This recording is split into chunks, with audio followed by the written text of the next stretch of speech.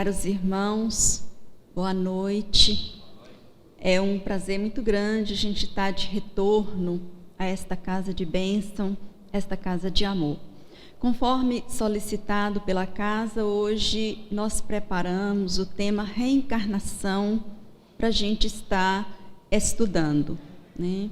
Conta-nos o espírito benfeitor Leão Tolstói, que viveu na Rússia nos anos mais ou menos de 1875, através das mãos abençoadas da dona Ivone Amaral Pereira, no livro Ressurreição e Vida, ele nos conta a história de Ivan IV, aquele soberano da Rússia que ficou conhecido pela humanidade como Ivan IV o Terrível, né?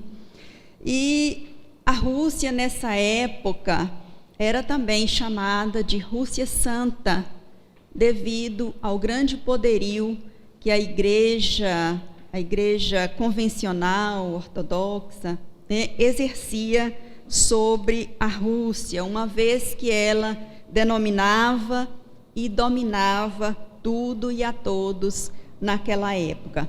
Esse grande soberano conquistou vários países, inclusive a Sibéria, e foi célebre pelas suas crueldades.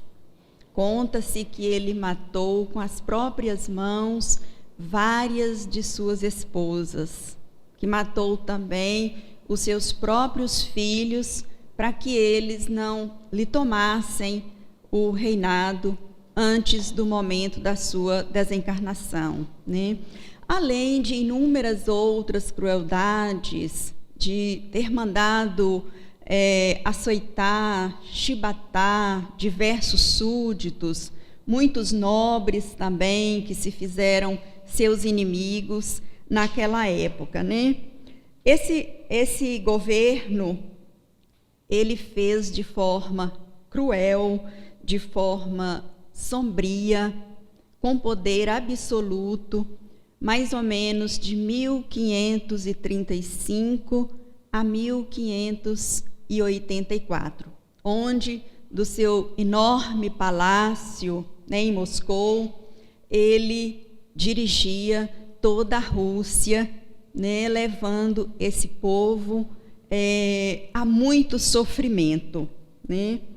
Mas, quando ele morre, desencarna, né, em 1584, ele, então, chegando à pátria espiritual, é-lhe recomendado que ele retorne.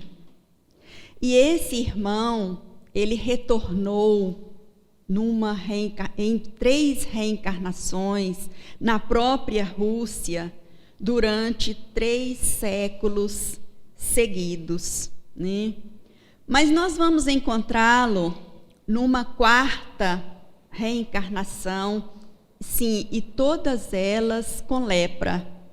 Todas as 3 existências, ele foi leproso, né? Mas vamos encontrá-lo nos anos mais ou menos de 1875, conforme Leão Tolstói nos conta, reencarnado mais uma vez na Rússia, mais uma vez leproso, só que desta vez já num estado onde ele não mais andava, ele não mais enxergava, não mais tinha mãos, um corpo já todo chagado, né? Vivendo numa tapera onde outrora foi uma vivenda feliz, agradável, mas já nesta existência, ele com uma lucidez muito grande sobre as leis da vida e principalmente sobre a lei da reencarnação, né? E esse estudo que ele fazia já era pelas próprias obras de André Luiz, que já haviam sido traduzidas por um benfeitor, Alexandre, o sobrenome a gente não sabe pronunciar, Akizakov, talvez, né, o nome russo, que era uma alma bondosa que lutava na Rússia contra os preconceitos que a igreja ali pregava, né? E esses estudos eram feitos através das leituras que o seu criado fazia, né? E vale a pena a gente estar falando um pouquinho a respeito desse seu criado. Leon Tolstói nos conta que ele era anão, né? E tinha um corpo todo retorcido, de uma feiura plástica incomparável, né? Que causava repugnância a todo o povo daquela região, né? Então, quando as pessoas vinham para entregar alguma esmola para os dois, deixavam na porteira, lá à frente, não somente com medo da lepra, mas também para evitar contato com aquele criado dele, que causava uma certa repugnância a todos eles. Vale a gente estar registrando que esse seu criado foi, na época em que ele foi Ivan IV, soberano na Rússia, ele foi seu comparsa nas crueldades, né? Executando as suas ordens com prazer, né? Contra todos os súditos, né? Ali daquele reinado, né? Então agora, esse ex-soberano Ivan IV, terrível, está numa outra personalidade, que a gente não vai nem tentar falar o nome, né? Num outro corpo, formado especialmente para ele naquela existência, né? Aquela existência em que ele começa a se despertar para a vida. E num determinado dia, ele recebe uma visita nobre de um conde que também começava a se despertar para as leis maiores da vida, né? E após os cumprimentos habituais entre os dois, né, ele insiste para adentrar, apesar da lepra ser uma doença contagiosa, e ali os dois começam a conversar. E num determinado momento, aqui no capítulo 4, ele fala assim para a sua visita, o conde Dmitri: não obstante, tal como me vê aqui, repito, sinto-me feliz. É difícil a gente imaginar uma pessoa nessa situação e que esteja num estado de felicidade, né? A doutrina da imortalidade, continua ele, arrebenta o crente para ideias elevadas, ensinando-o a enfrentar os acontecimentos da vida, sejam os mais melindrosos, por um prisma diverso daquele que os homens adotam. Sim, excelência, eu sou feliz, estou feliz, porque resignado à minha condição e de certo de que possuo uma alma imortal. Mais à frente, nesse mesmo capítulo, ele fala assim: excelência, já ouviu falar da reencarnação? Pois é uma sublime lei da criação que opera a reeducação das almas culpadas. O estudo dessa lei despertou em meus refolhos psíquicos uma poderosa faculdade, o sentido íntimo.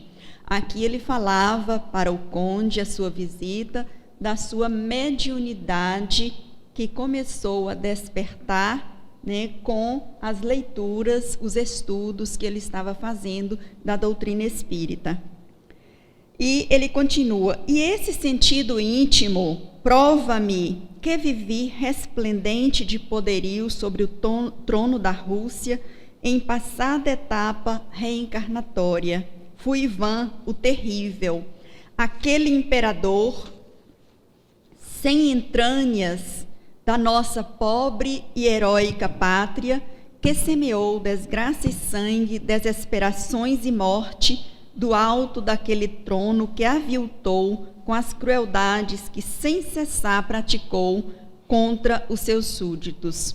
E o seu visitante, ainda inexperiente na doutrina espírita, sem saber direito do que ele estava falando, pergunta a ele assim: mas nosso imperador Ivan IV não estaria detido nas profundezas dos infernos? Que era o que a igreja ensinava para nós, né? Aquele que foi cruel, né, que não teve uma vida decente, estaria eternamente nas profundezas do inferno.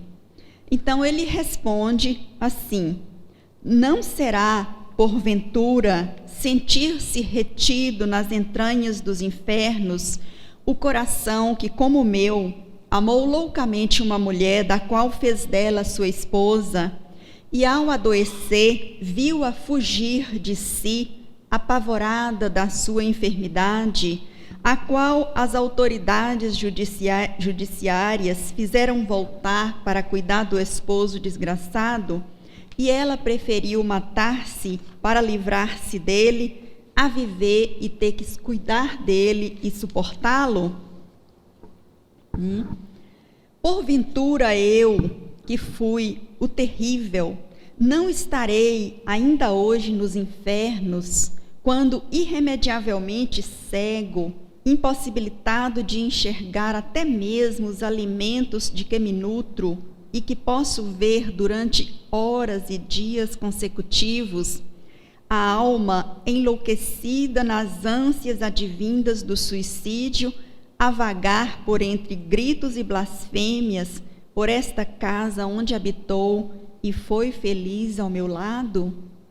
Ou seja, com aquela mediunidade, ele via claramente a sua esposa que tinha suicidado para não ter que enfrentar a doença, cuidar dele, vagando ali durante anos e anos, dias e dias consecutivos pela casa, né? Ainda sem socorro. E o visitante, o conde, pergunta: e que fazes então, desgraçado, nesses momentos? E ele diz assim: o que eu faço? Volto-me para Deus, oro, suplico a clemência dos céus para ela, 100 vezes mais desgraçada do que eu, porque eu possuo o tesouro de uma certeza inabalável da misericórdia do Altíssimo. Certeza que me consola, que me revigora para levar até o final a humilhação da minha vergonha de alma culpada que se arrepende nesta existência, sofredor, desgraçado pelos próprios crimes pretéritos, cujas repercussões expiatórias o perseguem há 3 longos séculos. Reduzido estou ao mais trágico e mais sórdido nível social existente sobre a terra, mas agora arrependido, certo do seu passado reencarnatório, absolutamente certo e confiante na justiça do presente. E é emocionante quando ele fala isso, absolutamente certo e confiante na justiça de Deus, quando ele se encontra nessa situação, né? Leproso, paralítico, cego, já sem mãos, já sendo alimentado por outra pessoa, né? E ele está convicto de que a justiça divina se faz presente. E ele ainda se sente feliz. Belo exemplo de resignação para todos nós, né? E ele continua dizendo que está esperando na reabilitação através da dor e do trabalho, para uma situação mais digna no futuro. Ele não diz nem digna no futuro, um pouco mais digna no futuro. Resignado estou aos complexos da atual situação, compreendendo que sou uma alma imortal, que estou destinado à gloriosa ascensão para o melhor, será necessário que eu sofra, que chore, que humilhe, que me reeduque para aprender a amar a Deus e ao próximo. Então, aqui a gente vai ver ele na quarta existência, depois de ser um soberano naquele país, nessa situação tão sofredora, né? E assim, completamente resignado, né? Como a justiça divina é misericordiosa. E ainda dá a ele a mediunidade para que ele possa confirmar essa imortalidade da alma, vendo a sua própria esposa nessa situação após o suicídio. Pois bem, em Obras Póstumas de Allan Kardec, né, lá no capítulo que traz o título Caminho da Vida, Kardec vem comparando a nossa vida toda, né, como uma estrada bastante longa, cuja extensão nessa estrada a gente vai estar encontrando florestas, vez ou outra, né? Essas florestas têm uma distância uma da outra desigual, tamanhos também desigual, vegetação, clima, todas elas são diferentes uma da outra. E a gente está nessa estrada e deve atravessar essa floresta para dar, no final dela, a continuidade a essa estrada que a gente vinha, né? Não há como a gente contornar, como se fosse um obstáculo. Não há outro caminho. O único jeito é atravessando a estrada, né? E essa estrada é uma estrada muito boa, larga, magnífica, palavra utilizada por Allan Kardec, que sempre se interrompe a entrada da floresta e continua quando a gente termina de atravessar a floresta, né? E o viajor, então, ele segue por essa floresta, por essa estrada longa, larga, boa, né? E aí, então, ele se depara com a primeira floresta que ele deve atravessar. Nessa floresta não tem caminho aberto, né? Não tem trilhas, as copas das árvores se fecham, né? Tapando assim o sol, né? Tá tudo escuro. E esse viajor, ele encontra inúmeros obstáculos, como deveria ser comum, né? Nessa primeira floresta, sem nenhuma experiência. E quando ele consegue atravessar essa floresta, ele está exausto, com muitos machucados, né? Aflito, encontrou pedras pelo caminho, ferido pelos espinhos, completamente exausto. Mas aí ele completa essa primeira floresta, conseguindo atravessá-la, e chega novamente àquela estrada que é larga, que é boa, né? Nessa longa estrada.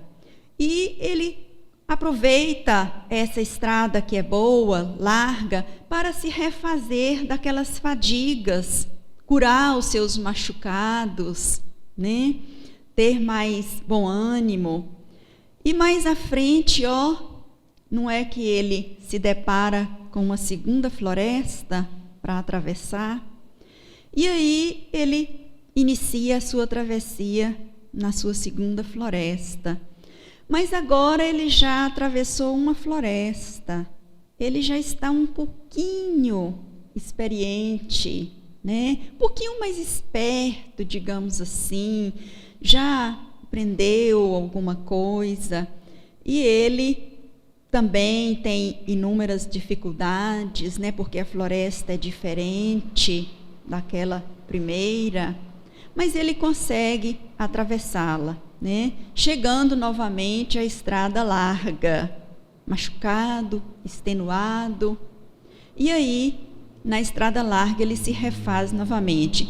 E assim vai, adentrando mais uma floresta, mais outra, até que numa determinada floresta, ele percebe que ali tem um lenhador.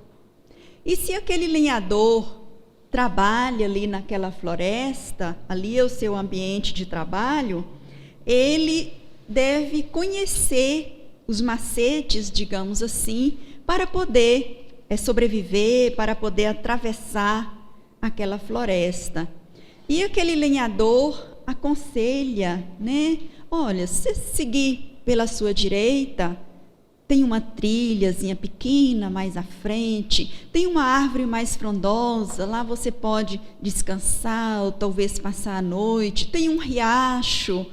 E esse lenhador dá todas as dicas de como sobreviver, de como fazer aquela travessia naquela floresta, de modo mais fácil, de modo menos sofrido, né? Mas cabe ao viajor a decisão se ele vai ouvir o lenhador ou não, né? Isso é uma decisão que cabe somente ao viajor decidir, né? E cada vez que o viajor vai atravessando as florestas que ele vai encontrando, ele vai aumentando a sua habilidade de atravessá-la com menos fadiga, né? Vai também transpondo aqueles obstáculos com mais facilidade. Também ele vai aprendendo que se ele ouvir as dicas, os conselhos que os lenhadores que estão naquelas florestas apresentam para os viajores, ele vai percebendo que ele vai ter muito mais facilidade de chegar lá na frente do que se ele percorrer outros caminhos, né?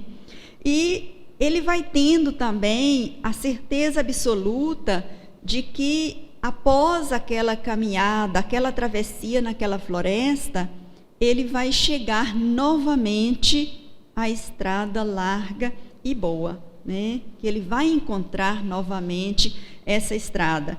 E ele vai se firmando nessa certeza cada vez mais, e essa certeza vai lhe aumentando a fé e também a esperança no seu coração. Essa estrada dessa história, ela termina no cume de uma montanha bastante alta, uma montanha altíssima, né? De onde ali aquele viajor chega, agora já com certa facilidade, não mais tão fatigado, né? E ali ele pode visualizar daquele cume daquela montanha bem alta todo o caminho que ele percorreu. Desde lá, o início. É como se a gente colocasse assim uma fita métrica, né, branquinha, e ali ele vai ver uns pontinhos pretos com distância e formatos, tamanhos diferentes, né? Que são aqueles pontinhos pretos, são as florestas que ele teve que atravessar todas as vezes que a estrada larga topava com uma floresta, né? Ele adentrava essa floresta e recomeçava novamente na estrada larga ali. E lá em cima, nesse cume dessa montanha, a lembrança das travessias pelas florestas não é penosa, né? É assim como um soldado, quando ele esteve na guerra e retorna para o lar. Ele lembra das batalhas que ele travou na guerra, mas não há mais sofrimento, né? Ele está bem, está realizado. Para o viajor, aquelas florestas que pontilhavam, né, não parece agora tão difícil. Ele já vê facilidade. E aí de lá de cima, ele se pergunta, mas por que será que eu tive tantas dificuldades no início, né? E ali no cume da montanha, ele é recebido por um emissário de Jesus, né? E o emissário de Jesus diz a ele: agora é necessário que você retorne para que você possa estar ajudando os viajores que ainda estão tendo dificuldade para atravessar as florestas. Você vai ajudá-los com a sua experiência, né, dessas travessias. E ele recebe aquela tarefa agora com muita alegria no coração. Não fica triste dele estar retornando. Mas ele questiona aquele emissário de Jesus. Por que não haveria uma possibilidade, uma maneira, um caminho para estar contornando aquelas florestas? Ou que aquela estrada fosse contínua, sem a interrupção das florestas? E o emissário de Jesus explica a ele sobre o crédito que cada viajor tem ao atravessar a floresta, né?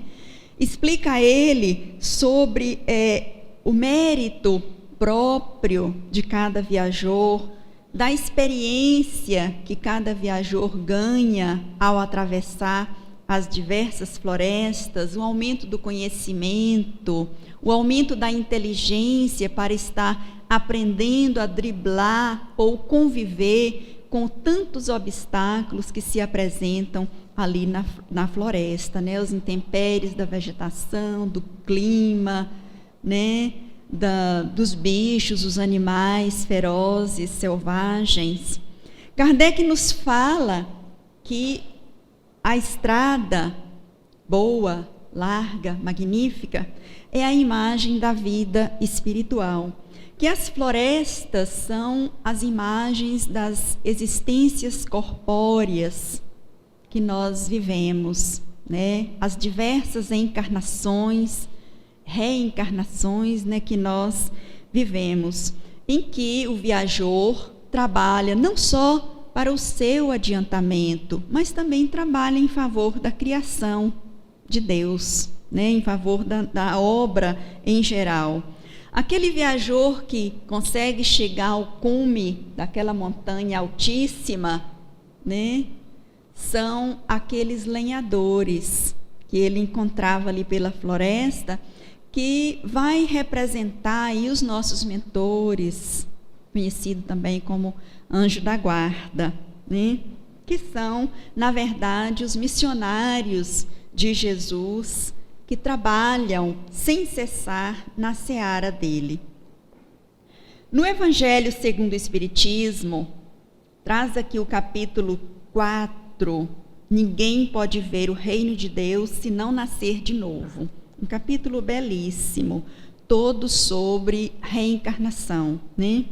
E Kardec vem nos falando, como nós falamos lá do ex-soberano, né, Ivan IV, que a reencarnação é o retorno da alma ou espírito à vida corporal, mas em um outro corpo novamente formado para ela, a alma, e que nada tem de comum com o antigo, porque muitas vezes a gente atrapalha com a fisionomia, né, com a estatura, e não tem esse corpo novo, é formado especialmente para nós vivermos aquela existência, né,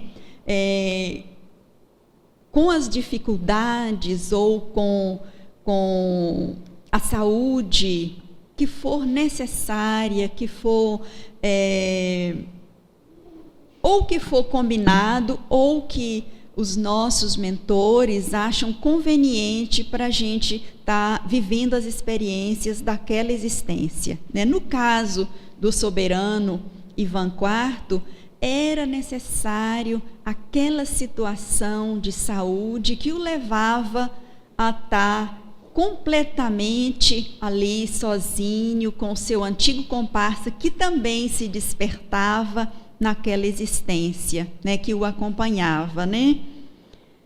Mais à frente, nesse capítulo 4, Kardec nos fala assim: não é, pois, duvidoso que, sob o nome de ressurreição, o princípio da reencarnação era uma das crenças fundamentais dos judeus, que ele foi confirmado por Jesus, esse princípio, né?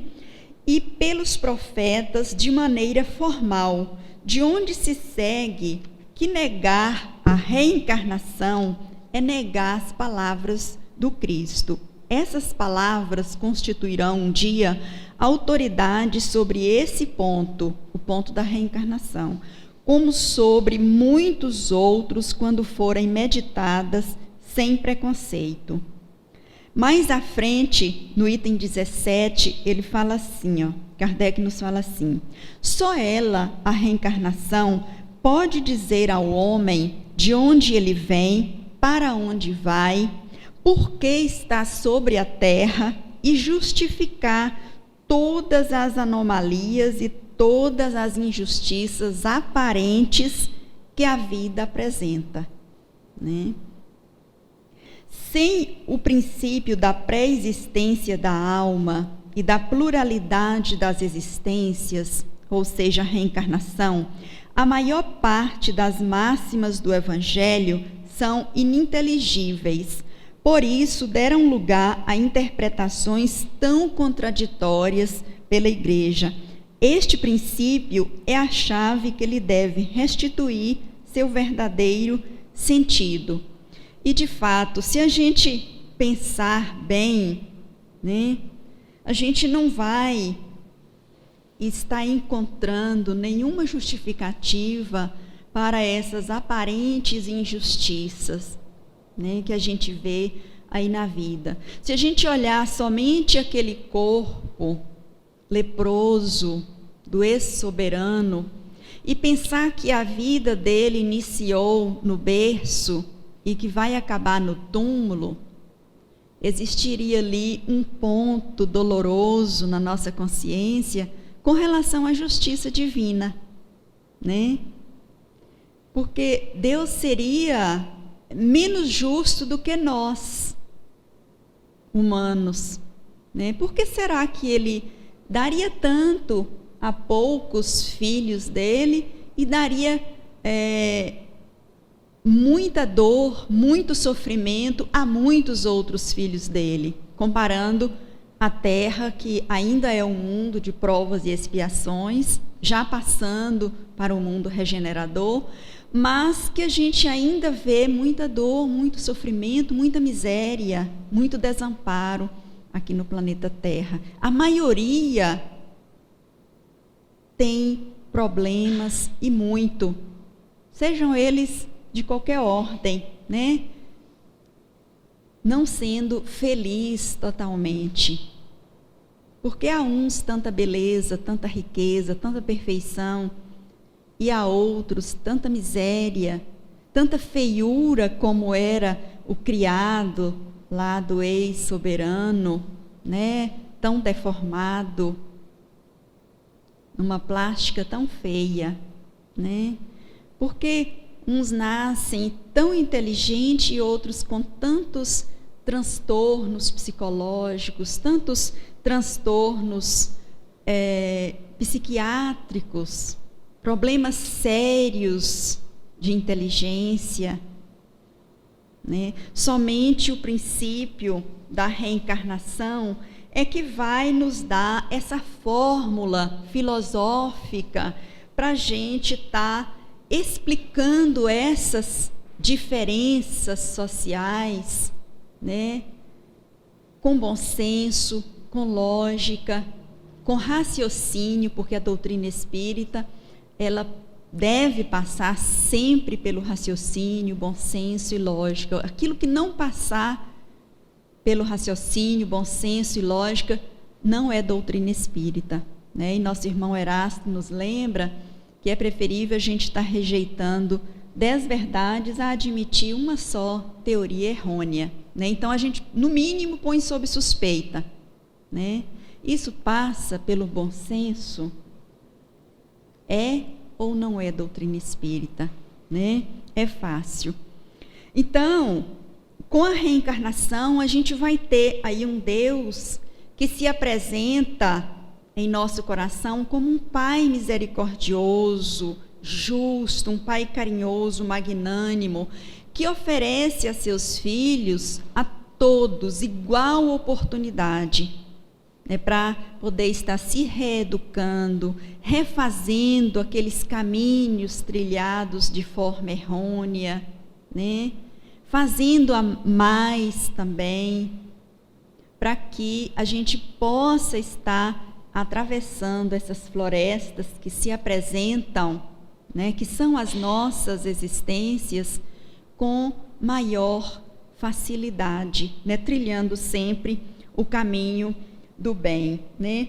E a gente vai ver nos livros de André Luiz, no livro Mundo Maior, por exemplo, ele reencontrando no mundo espiritual o seu avô, que já estava ali há 40 anos, agarrado à lama, pensando que fosse ouro, né?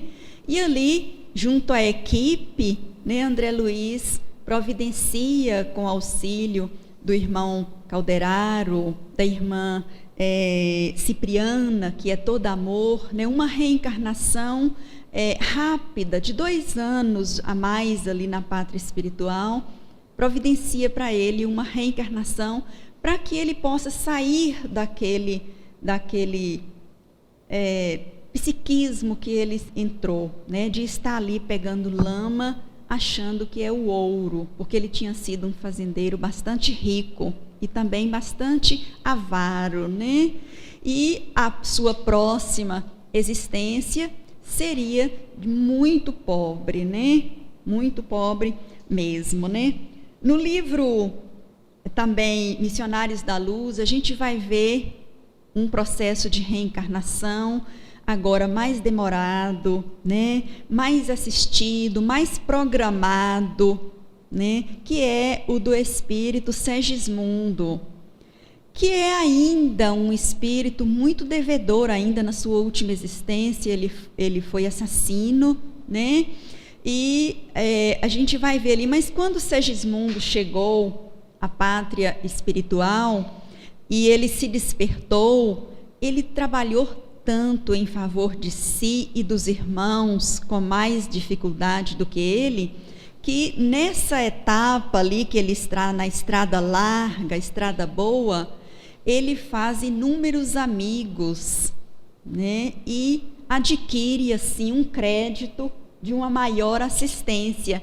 E a gente vai ver ali nesse livro o assistente Alexandre providenciando o espermatozoide e o óvulo mais sadio para que seja feito um corpo saudável, para que Segismundo cumpra a sua entrada naquela nova floresta, né, naquela nova reencarnação, né, porque ele precisaria desse corpo saudável, né? A gente vai ver o próprio assistente Alexandre, que estava numa outra missão, né, se juntar a essa equipe desses técnicos que processam a reencarnação, né? E assim a gente vai ver diversos livros de André Luiz nos contando de reencarnação de irmãos, né, que na pátria espiritual, ali usufruindo aquela estrada larga e boa, retornam, porque aqui na floresta é onde a gente vai batalhar, é onde a gente vai utilizar o nosso livre-arbítrio, onde a gente vai provar e espiar também, provar se a gente já aprendeu as lições que já foram passadas para nós, espiar também, conforme o nosso irmão ex-soberano da Rússia, né, para que a gente esteja adiantando, evoluindo moralmente. E o conjunto de ensinamentos espíritas gira em torno do tema filosófico assim: nascer, morrer, renascer ainda, progredir continuamente. Tal é a lei. Essa sentença filosófica resume toda a estrutura doutrinária do Espiritismo, fornecendo, como nós já falamos, a chave para os inúmeros problemas intrincados aí entre nós, né? Que vem desafiando cientistas, desafiando pensadores de todas as épocas. Que Jesus nos abençoe hoje e sempre. Que assim seja.